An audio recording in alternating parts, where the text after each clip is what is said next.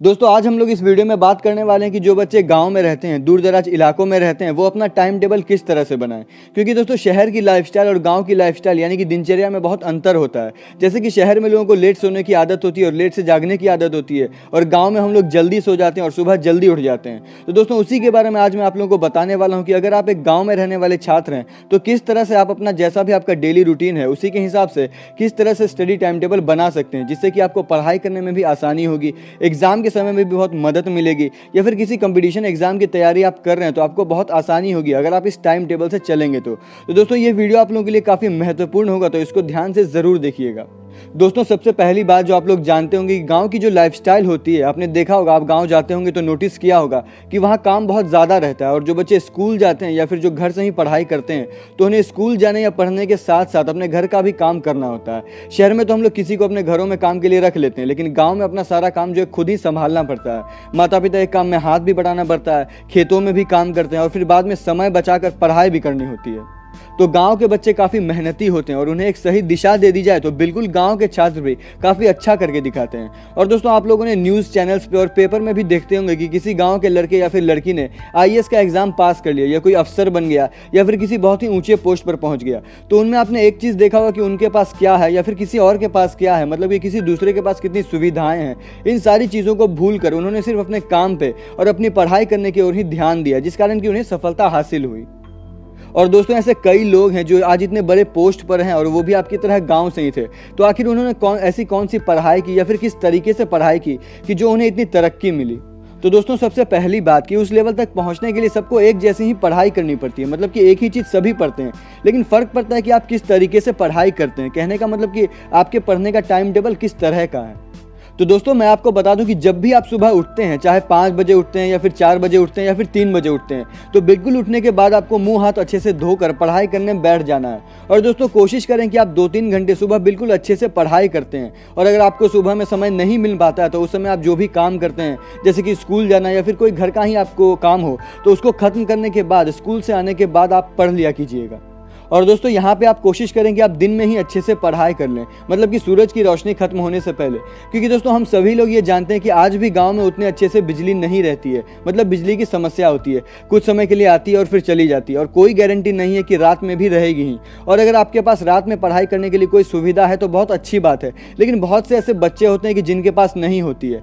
तो रात के लिए कुछ भी ना छोड़कर कोशिश करें कि आप दिन में ही समय निकाल कर स्कूल से आ जाने के बाद या फिर काम वगैरह खत्म करने के बाद आप पढ़ाई कर लें। तो अगर आप दिन में ही अच्छे से समय निकाल कर पढ़ाई कर रहे हैं तो फिर रोशनी की कोई दिक्कत आपको नहीं होगी।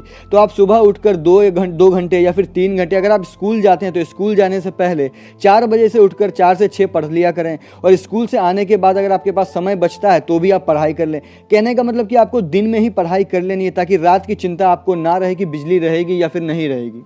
और दोस्तों जिन छात्रों के पास संसाधन है वो स्कूल से आ जाने के बाद अपना जो भी काम है, जैसे कि गांव में हमारे पास काफ़ी सारे पशु भी होते हैं, खेत में भी जाना पड़ता है, तो आपके पास अगर रोशनी की सुविधा है तो फिर आप रात में जो आराम से अपनी पढ़ाई कर सकते हैं।